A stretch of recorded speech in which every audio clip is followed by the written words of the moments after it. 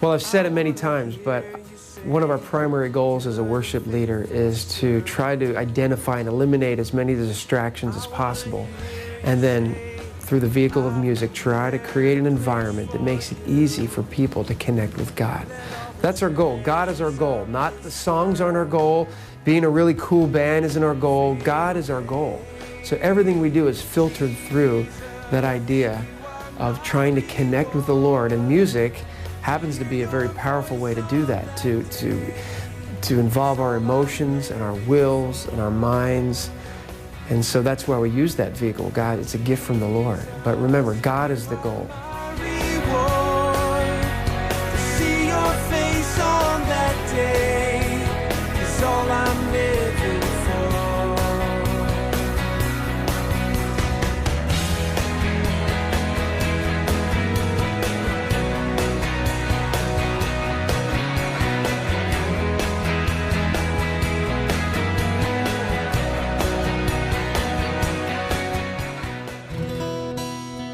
Okay, one of the first things we're going to look at in regards to playing as a worship team, as a worship band, is one of the things I see a lot in beginning worship teams is that everybody's playing a lot. Everybody comes in playing their instrument full on instead of learning to listen to one another, learning to kind of pull back and leave space in the music. You know, the space and the rests in music are just as important as the notes.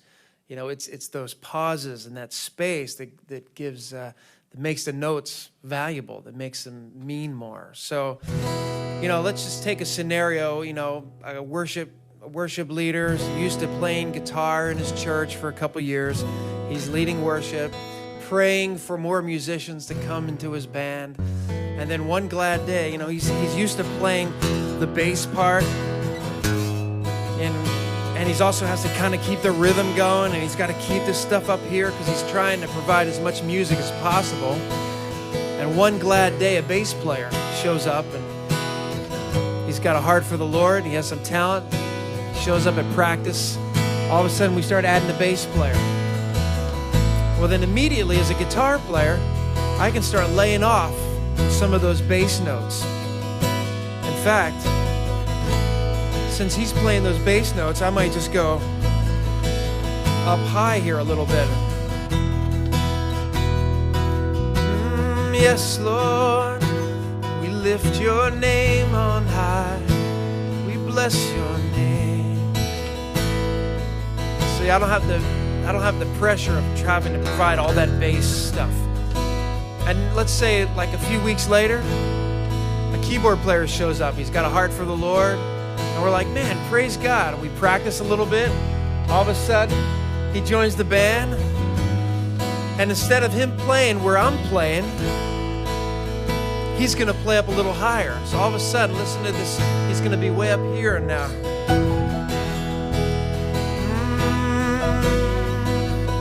Yeah. And he doesn't have to play any bass notes hardly because we've already got a bass player.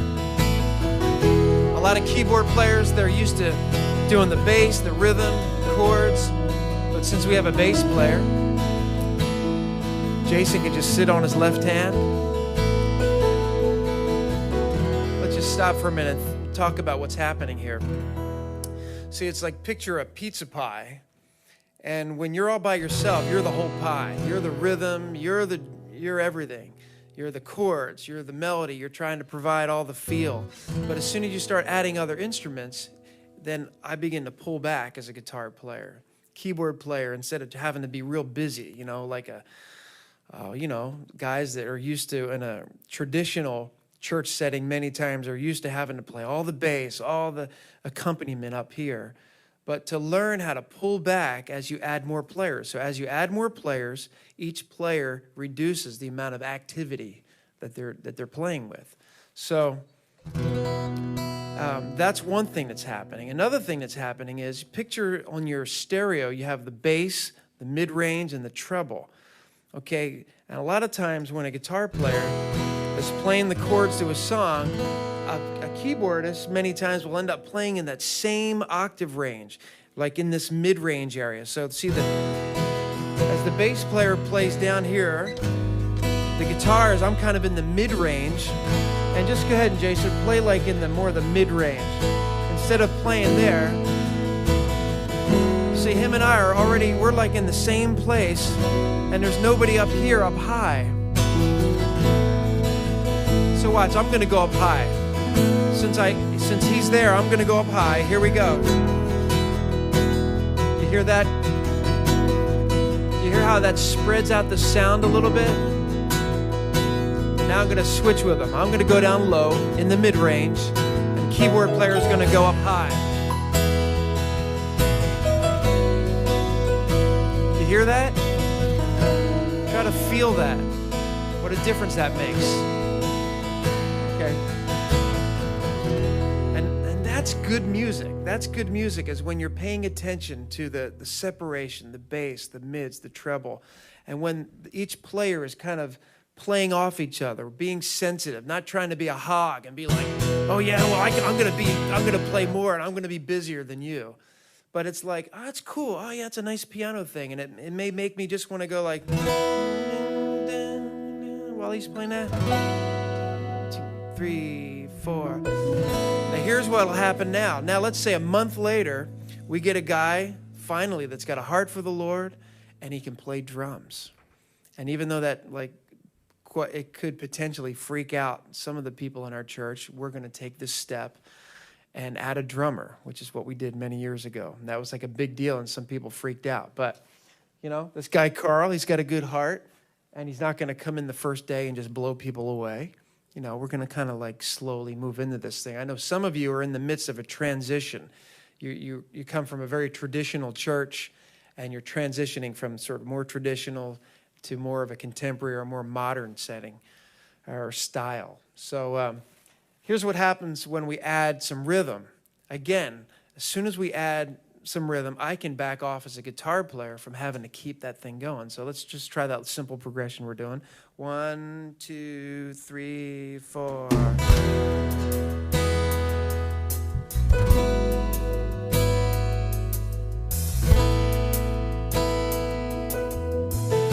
I cut back my activity as a guitar player because Carl's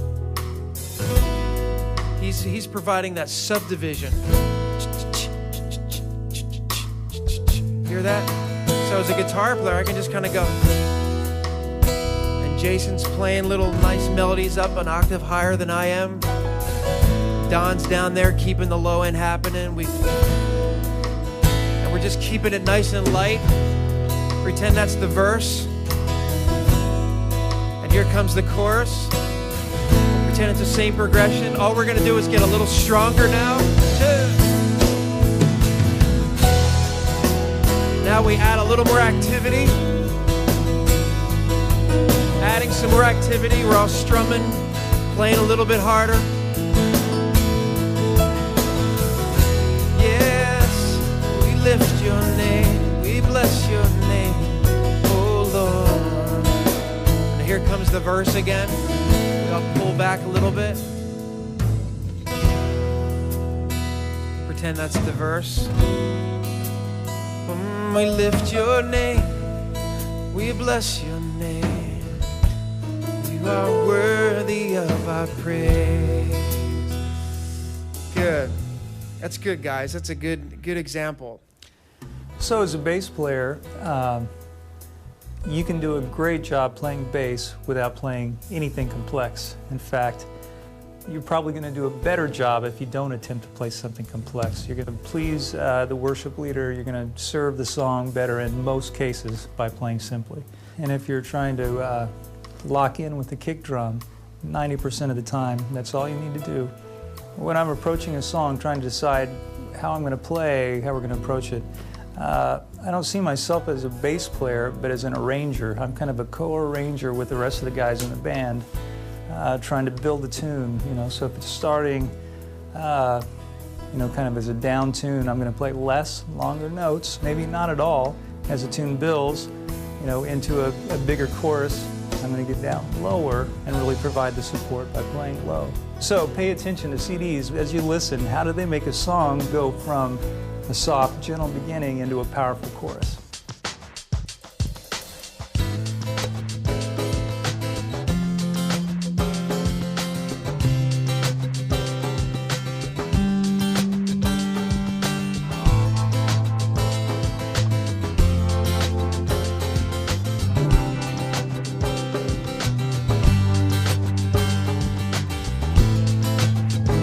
like him, the lion and the lamb, seated on the throne. Mountains bow down, every ocean roars to the Lord of hosts. Praise Adonai, from the rising of the sun until the end of every day. Praise Adonai, all the nations of the earth, all the angels and the saints sing praise.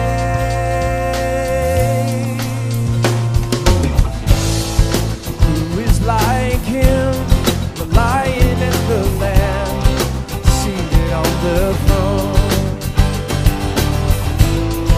Mountains bow down, every ocean roars. Thinking of myself as an arranger has become a big part of just being a musician in general, and I think every musician really needs to think that way, and drummers especially, because here again a drummer is creating this foundational part of the band. You're the one kind of controlling the energy of the group. So I always think of my parts in terms of the sections, like what am I going to do in an intro? Is it a big dynamic or is it starting soft? Then the next section's coming. How am I going to set up a verse? So I'm very careful, like, okay, this verse is going to go like this, and I play it that same way for 8 bars or 16 bars, whatever a verse is. And then, okay, how am I going to transition from that into a chorus? Is it a big fill? Do I need a big drum fill to lead the band in, or does the worship leader want it to be just bam, hit the downbeat harder and change the feel? So on my charts, you'll see a lot of scribbling. Especially when it's new music, especially for recording sessions or we're out doing new tours. And I am a believer in taking a lot of notes. So don't be afraid to do that. Take your lyric sheet or a chord chart or whatever you're using, and just put a lot of reminders in there about how you're going to build the song. And then make note of any changes that are in there, just every little reminder that you need. And it'll be a good way to keep the structure of the song consistent every time.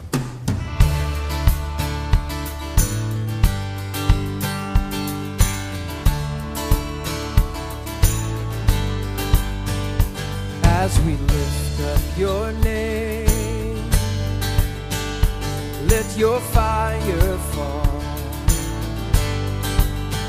Send your wind and your rain on your wings of love.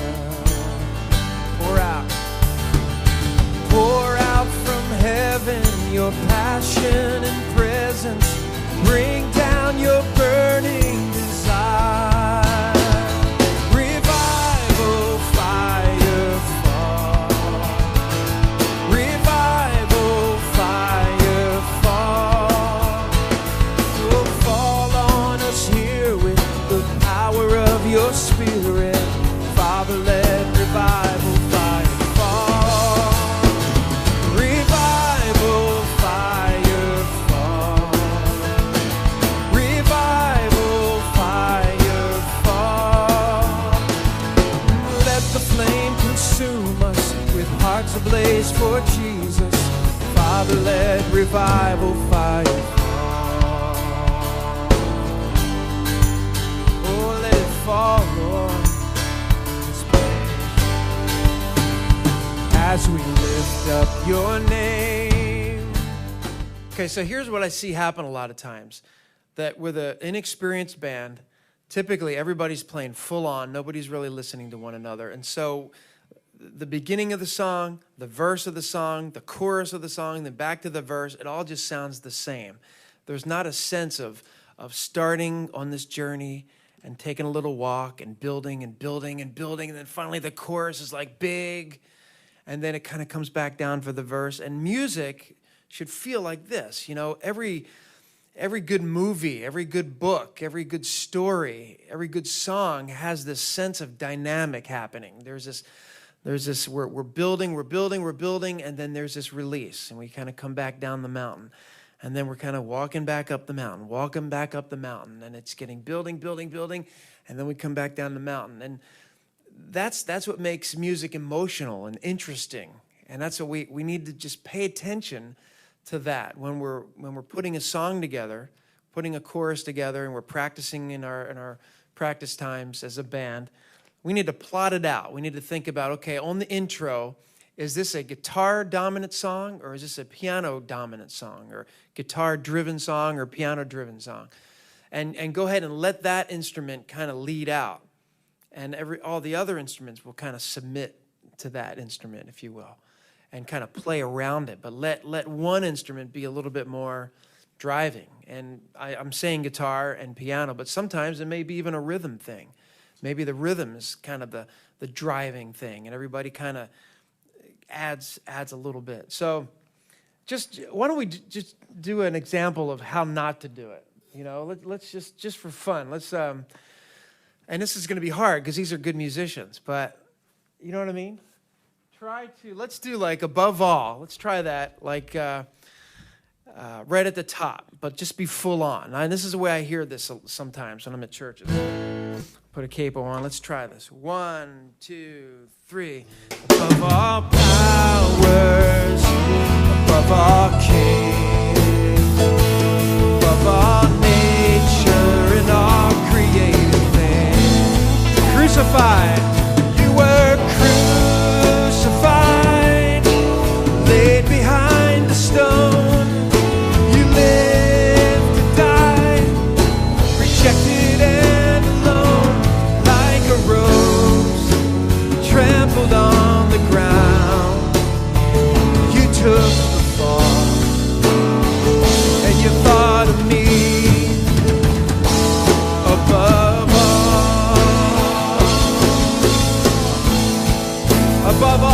above all powers, above all kings. All right. Stop. Now the problem is it kind of sounds cool, like it's like this punk alternative thing, you know? So it's hard not to even like that. I mean, it's like, but typically, generally, in the worship, you know, on Sunday morning with a mixed generational crowd, you know, we're talking about, you know, when we've talked about this earlier, when we lead worship, we're not just trying to lead the 25-year-olds or just the 30 to 40-year-olds. I mean, we always want to come with an attitude of serving the entire body of Christ. You want to come with an attitude of like it's a family meal, and you want to make sure there's hot dogs for the kids, and there's Brussels sprouts, and there's sauerkraut, and there's, you know, ham and roast beef. You know, you want to make sure that there's something for everyone. So again, let's like we're trying to make music that sort of appeals cross-generationally. So let's just try to do that right. And above all, in this case, let's say it's a piano-driven song. So we're going to map it out. Just take a few extra minutes before you start a song and map it out and say, okay, Jason, why don't you start the tune off? And I'm just going to not even play in the beginning of it. And then maybe Don, the bass player, will probably like kind of just sneaking up high. I'm just going to let them do what they do because they do it well. And just kind of pay attention, if you can, to what each instrument is doing and how the song begins to build to the chorus. So let's just try this together. Okay, Jason.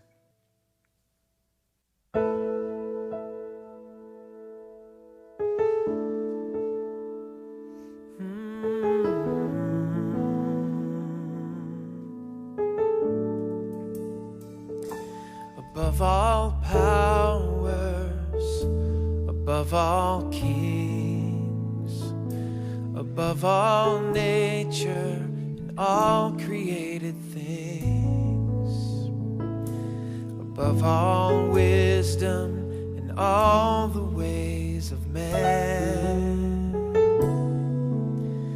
You were here before the world began. Above all kingdoms, above all thrones, above all wonders the world has ever known, above all wealth and treasures of the earth, there's no way to measure what you're worth.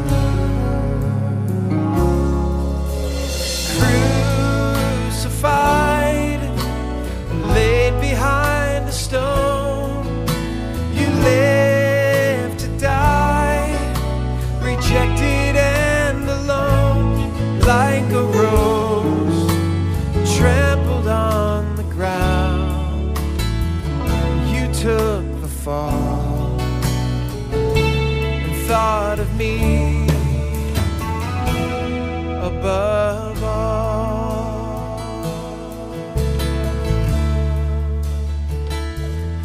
above all powers, above all kings, above all nature and all created things. Okay, let's bring that to a close. Excellent, guys. Again, I hope you can rewind and kind of listen again, but notice how it started off piano, just real intimate, since the song calls for that. And then Don, the bass player, just begin to play.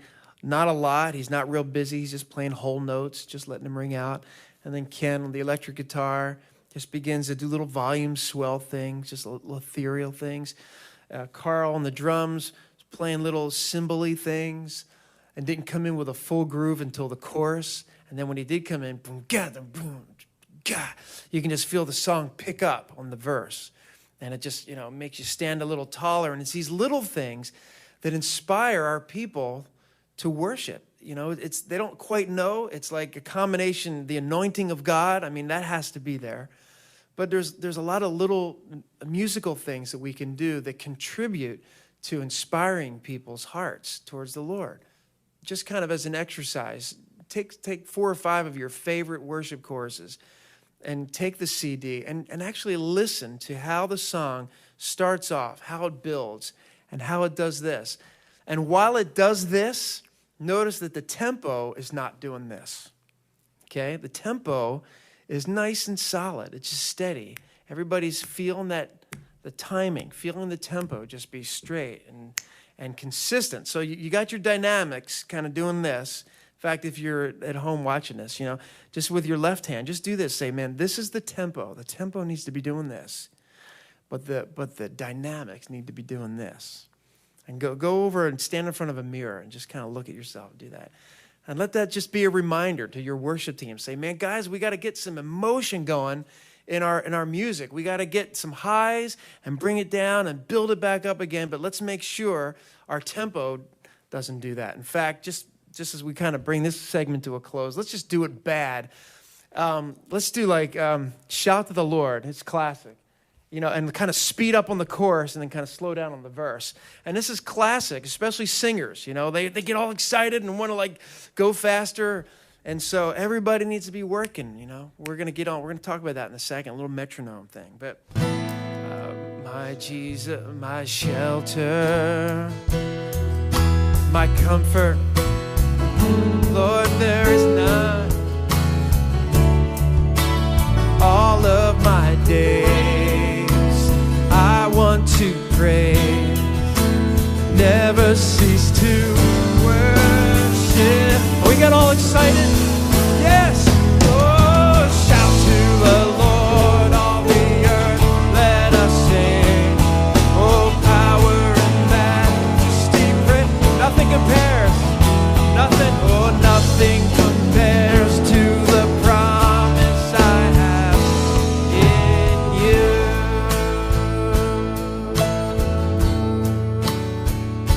And then we get quiet. My Jesus. Now that is bad.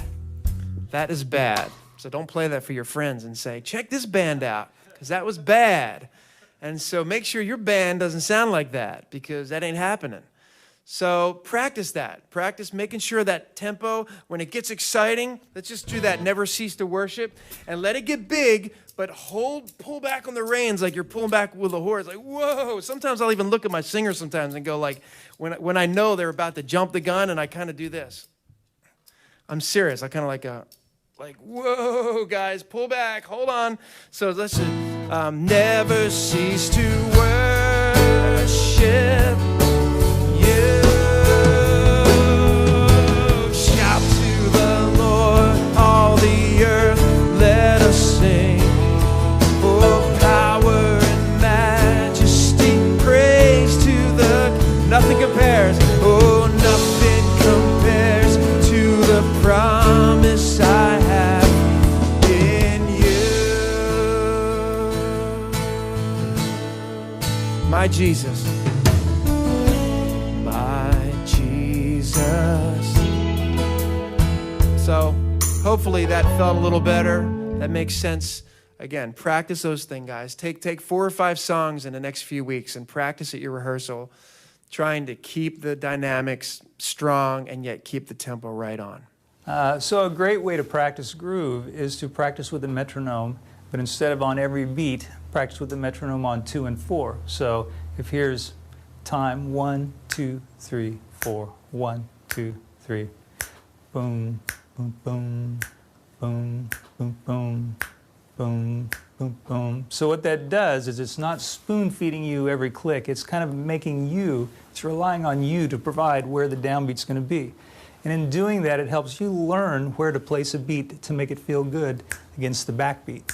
The mechanics of like zeroing in your sense of time is the constant practice of working with machinery, you know, a metronome, a drum machine, sequences, anything like that.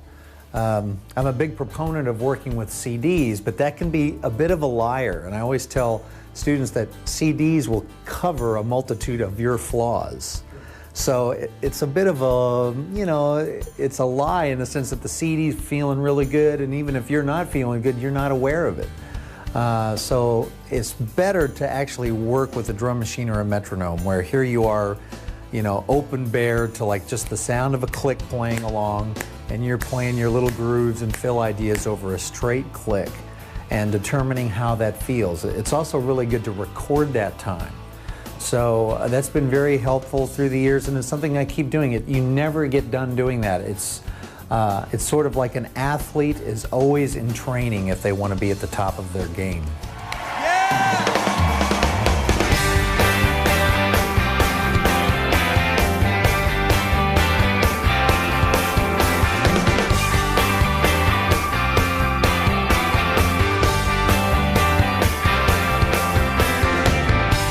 Step of faith, every sacrifice, every prayer that's prayed from an honest heart. You alone deserve every breath of worship. I just want to say how great you are.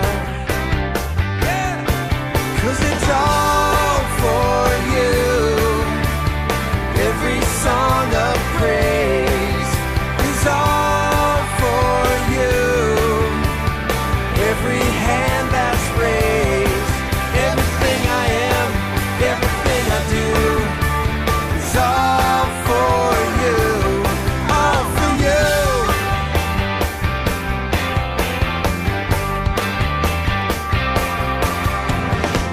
I wanna let you know, Jesus, you are my hero. I'm a grateful soul that's been redeemed. All creation sings, and all the earth adores you. From the highest star to the deepest sea. Lord, and it's all for you. Every song of praise is all for you. Every hand that's raised, everything I am, everything I do is all for you, all for you.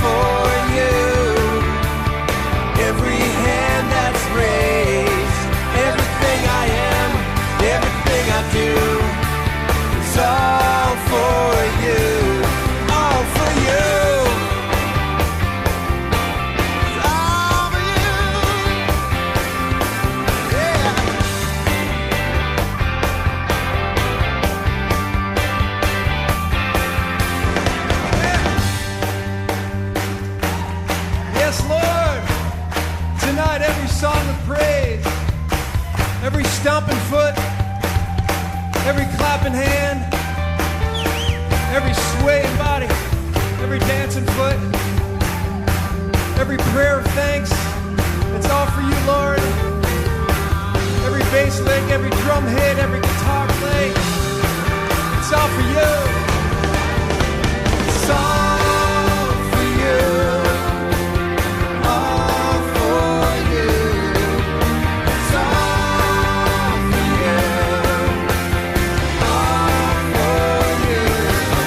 It's been all for you. All for you. Lord, it's been all for you. All for you. Lord, it's been all for you. All for you. All for you. All for you. All for you. All for you. It's all for you. It's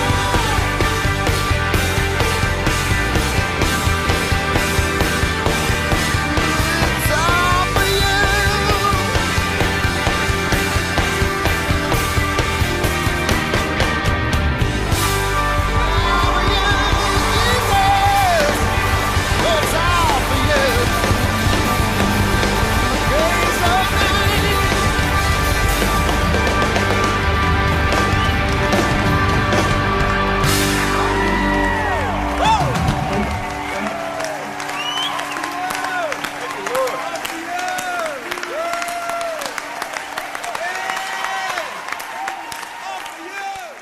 Praise your name. Here's a suggestion to learn some of these arrangement ideas. Basically, what we're talking about is how to arrange a song.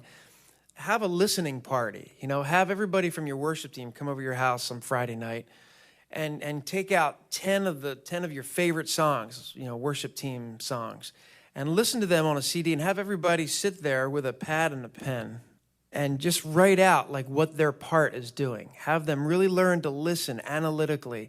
What is the bass player doing? Oh, he's playing up high on the intro and the first verse, and then on the chorus. Then he went down low, and he's much busier now in the chorus.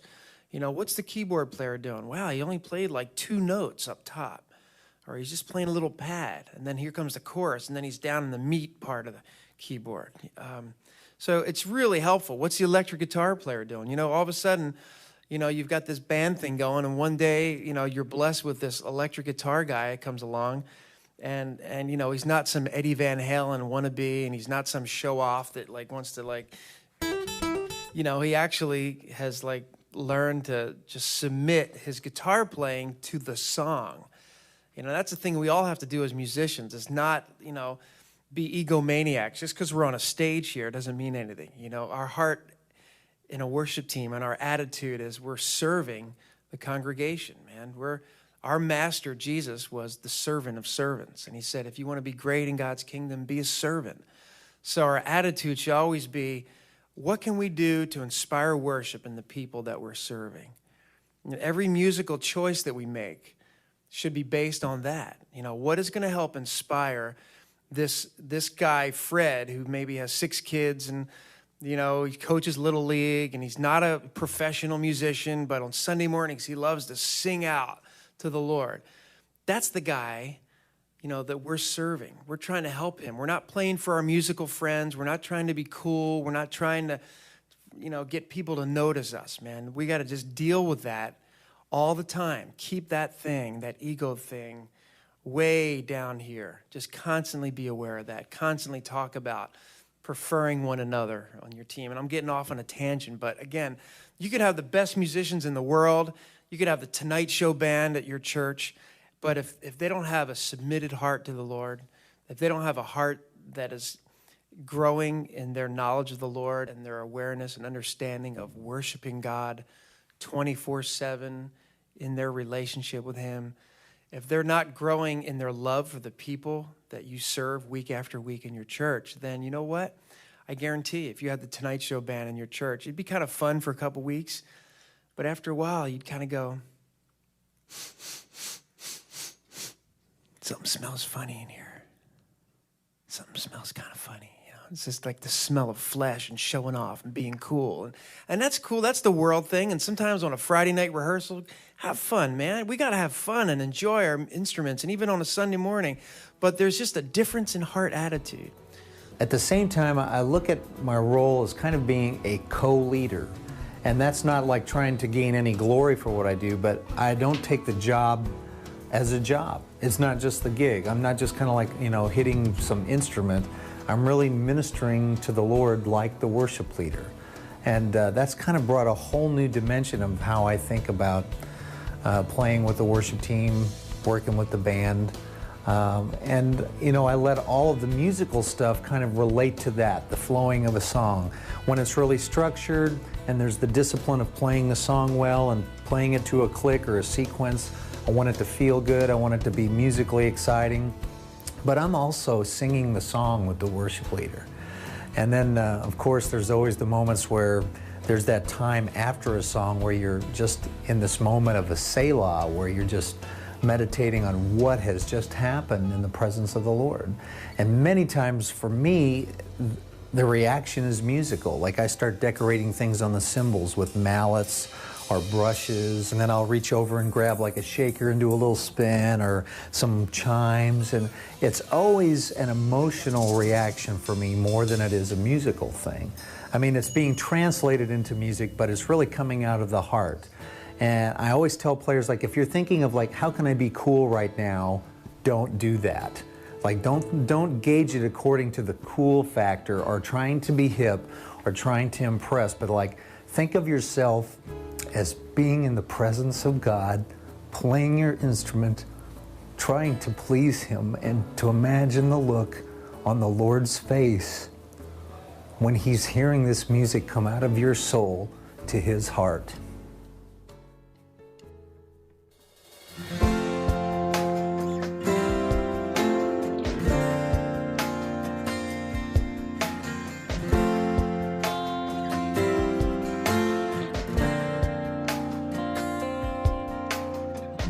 The sun cannot compare to the glory of your love.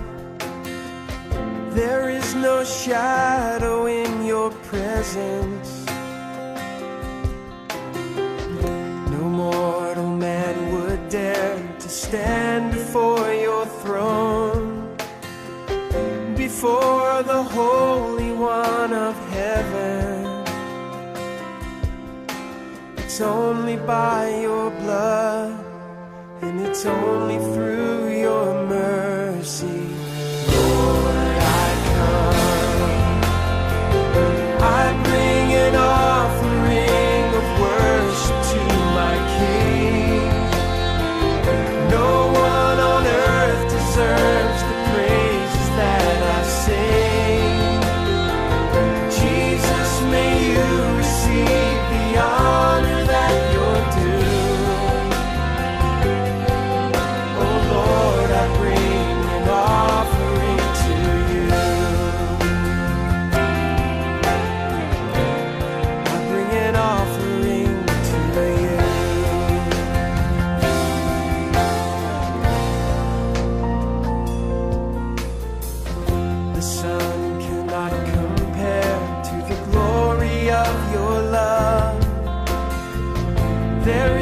shadow in your presence. No mortal man would dare to stand before your throne, before the Holy One of heaven. It's only by your blood, and it's only through your mercy.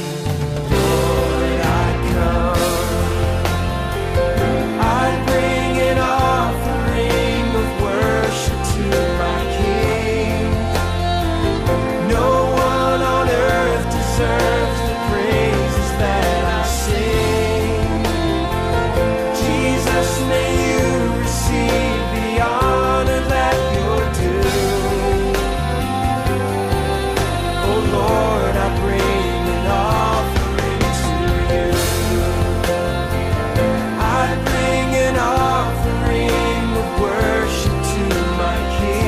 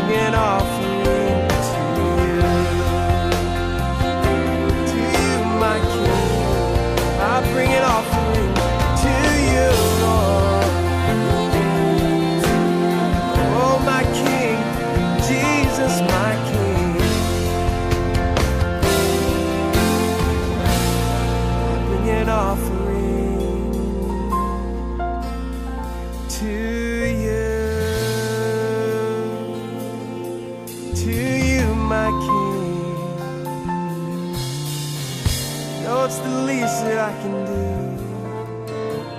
Sacrifice of praise, offering of thanks and gratitude to you, my King, to you.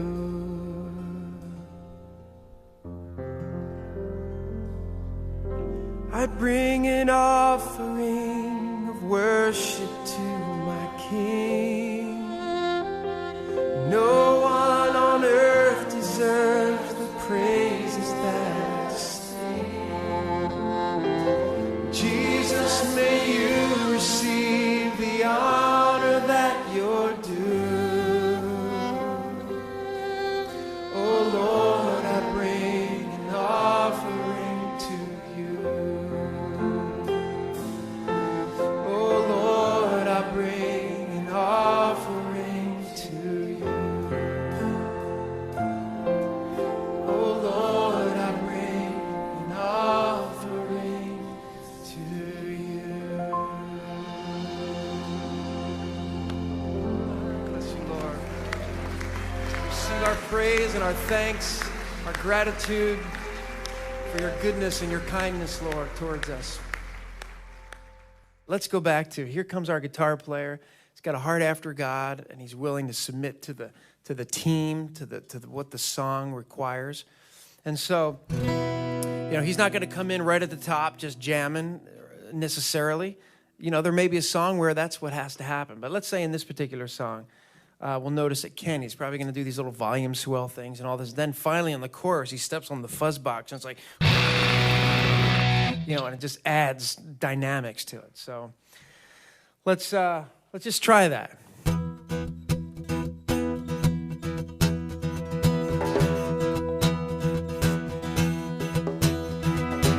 Open the eyes of my heart, Lord. Open the eyes of my heart. I want to see you. I want to see you. Open the eyes of my heart, Lord. Open the eyes of my heart. I want to see you. I want to see. Here we go. We're building now. One, to see you high and lifted up, shining in the light of your glory. Lord, pour out your power and love as we sing, holy, holy, holy. Open the eyes of my heart, Lord. Open the eyes of my heart. I want to see you. I want to see you.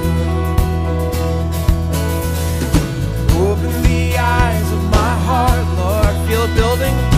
Oh, notice the kick drum is on every beat now. I want to see. Add a little intensity. I want to see you, Lord.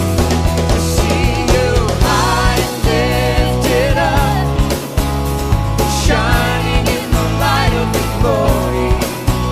Lord, pour out your power and love as we sing, holy, holy, holy. To see you high and lifted up, shining, shining in the light of your glory. Lord, pour out your power and love as we sing, holy, holy, holy. Holy, holy, holy. Holy, holy, holy. Hear how everything's come down? Holy, holy, holy. I want to see you. I want to see you. I want to see you. Sorry, I squashed that, guys. I just want to keep on going, But I hope, to me, that was a good example of kind of keeping things kind of like percolating, but keeping it kind of held back until the chorus, boom, and then you pull it back again, and then boom. And so again, strive for that in all the songs that you guys do.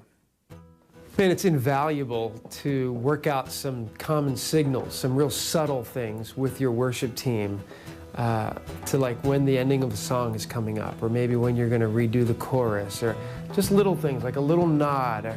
I really appreciate that when we're getting near the end of the song, when the band guys, they're worshiping and they're playing, but they kind of have half an eye on me, so I don't have to be like, hey guys, you know, and like getting their attention. All it takes sometimes is just a little nod or just a look, and they pretty much know, okay, we're going to do this, or here comes the ending, or sometimes I'll use the neck of my guitar. But it's important to kind of work out some kind of real subtle signals. I used to do this when I end a song, and I remember my pastor saying, that's a little funny, you know, when you do that, it's kind of like, so I don't do that anymore. Yeah, sometimes when I get to the end of a song, and I just feel this strong urge to pray. You know, I'm just feeling maybe something that was said in the song and the response of the crowd, and I just sense something's happening in the spirit. And I just want to focus and kind of draw out of my heart something that I'm sensing from the Lord, you know, to pray that out. And, you know, again, I'll kind of like look over my piano player, maybe just do this thing, you know, kind of a signal like keep playing, you know, so that I can kind of let go. As much as I've been doing that over, you know, playing and singing, I still find at times that I just don't want the distraction of even trying to play something underneath, but to just be able to let go and say, God, we just press into you, and we just focus our hearts upon you, and you know, and just that kind of a thing, knowing that there's some kind of a musical bed underneath being supplied by the keyboardist or the other guitarist. So again, it's working out some kind of subtle signal that lets the band know, okay, keep playing here, or, you know, support me here, hey, I need you here. And many times I'll just kind of do that, that little move there. So, of course, it requires the keyboard player to be paying attention and to be kind of looking like, oh, okay, there he goes. And there are certain sounds and there are certain instruments, parts of the instruments that you can use to create atmosphere, to bring people into a place of worship. Or I believe that there are certain sounds, and there are, you know, as Paul said earlier, you can go up to the high end of a keyboard or the high end of a guitar neck or a bass neck, and that gives it a different color. Same with sounds and keyboard. There are certain sounds that can usher people into a new atmosphere or an emotion. Hymn. Let's say I'm playing the chorus of How Great Thou Art.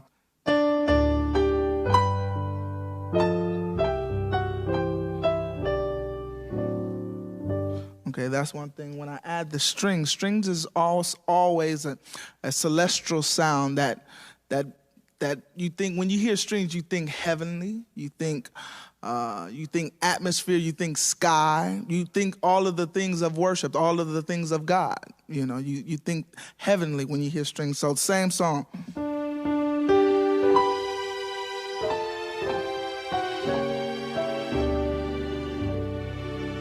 So when you add those type of things, those different textures and those different sounds, that creates a different atmosphere. Same thing with that. Let's add the drums with, like, just on the top of the cymbals with it, and see what happens with that.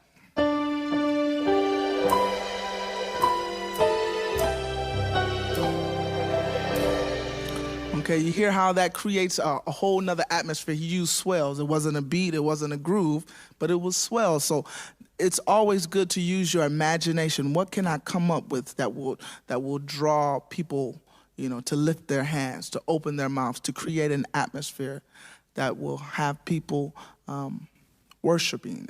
We're going to try a modern way of creating an atmosphere for worship at this time. I have a pad here, and it's just going to build. Carl's going to come in, and the band is just going to just drop in. Check it out.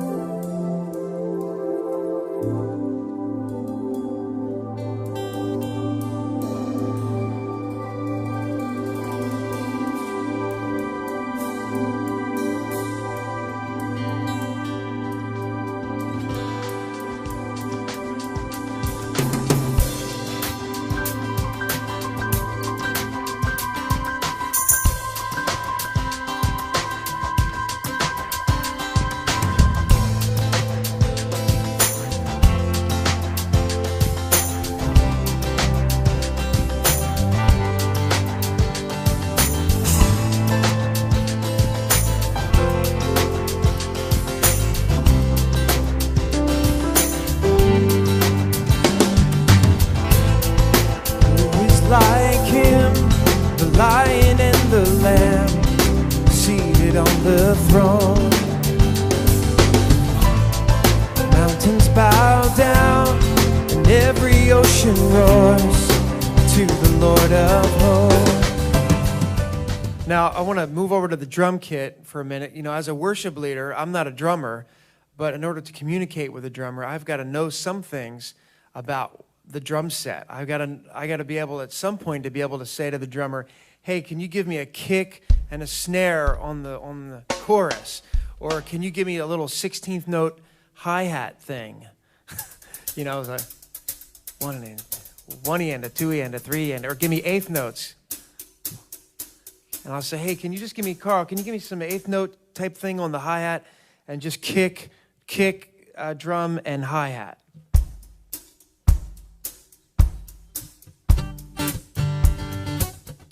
And then I might say, "Now give me a snare, bro." Okay, go. Cool. Now give me 16th note on the chorus now. Hear that? 1 and a 2 and a 3 and a 4 and a. Now can you give me one of these on the chorus? That's the ride cymbal. And sometimes on the chorus, you know, you're bringing it on home. So again, that's cool, Carl. Again, I don't play drums, but I just encourage you to learn what the different parts of the drum kit are and be able to communicate some of your likes and dislikes to the drummer. Of course, if you have a really good drummer, you know, you shouldn't have to be telling him everything, you know, what to do, because a good drummer kind of knows what to do. So I just want Carl to speak a little bit about just that timing thing we talked about, keeping good time, keeping the dynamics nice and strong. A lot of times what he does for me is he has the song already marked out on a metronome. So anyway, you talk about it, Carl, what you do, bro. Sure. What Paul's looking for and what every worship leader and band leader wants is the drummer to be keeping time. And, of course, all the band members should be keeping good time, but they're going to lean on the drummer for that. And I always mark at rehearsal times when Paul is going through songs like what tempos he likes. And you can get a metronome or some kind of drum machine, and you can a lot of times just tap in the tempo. Like when we were doing Above All, you know, if he's doing a boom, kind of ballad tempo, and you'll hear above all down. Okay, so as a drummer, at every rehearsal, I'm marking every kind of song we're doing. And I practice that way. I set up a drum machine or a metronome to practice with, playing these songs in my head as I'm sitting at home just with myself playing drums. So it works really well to get that under control, and you have to control that time. Even though we're interacting and I need to be flexible, if Paul wants to go a little faster, a little slower, you know, we can adjust, but he's kind of leaning on me to kind of drive the bus. Once we're kind of on the road, he wants me to keep the bus on the road. So a drummer really needs to think in those terms. So you need some kind of metronome. You know, you have to have that, or a drum machine. And what's really popular nowadays is using something that will create drum loops, patterns that we can use to actually use in performance. And at first when you're doing this, you know, don't do it in a church service if you haven't practiced it. I mean, it'll drive you crazy. So it takes a lot of practice. If it's new to you, don't get frustrated. Start and stop. You know, you might have to play 4 bars and start over, but start practicing with this whenever you're practicing, and you'll get used to the idea. We're going to do a little bit of playing a song that we actually use a drum loop on. We're going to do Trading My Sorrows, and this little funky pattern you hear is coming out of this machine that's a basic small sampler. And it's just going to play this loop over and over, and you're hearing this in, I would probably say, 90% of contemporary worship and Christian music and things you hear on the radio. We're not using it so much live all the time unless it's really musically working well. I don't recommend it that you use it on every song in worship, but a couple tunes is kind of a cool thing to do, and it'll really help your teams tighten up the sound if you get used to doing this kind of thing. So we're going to try this. 1, 2, 3, 4.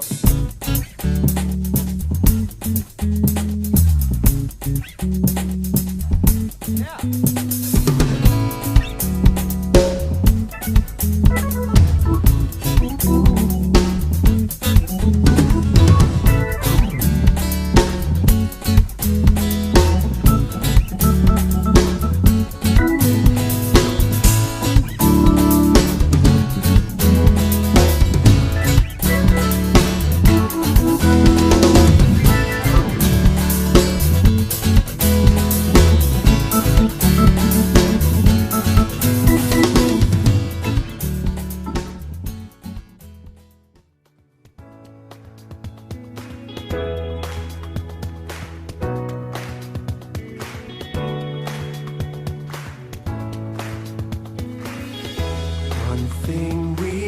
ask of you, one thing that we desire, that as we worship you, Lord, come and change our lives.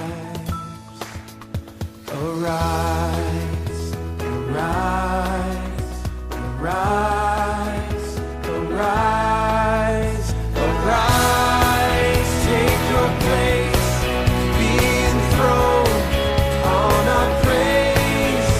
Arise, King of kings, holy God, as we sing.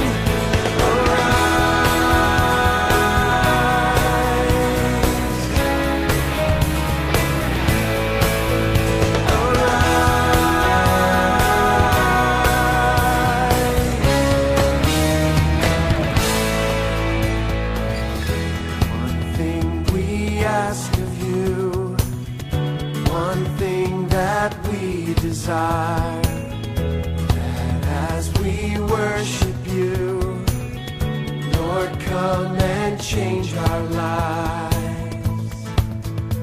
Arise, arise, arise, arise, arise, take your place, be enthroned on our praise. Arise, King of kings, holy God, as we sing. Arise,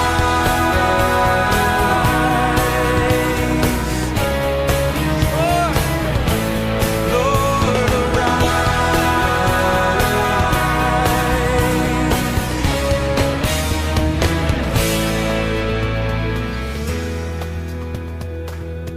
Lord, one thing we ask of you tonight, one thing that we desire, that as we worship you, would you come, Holy Spirit, and change our lives. Arise, arise, arise.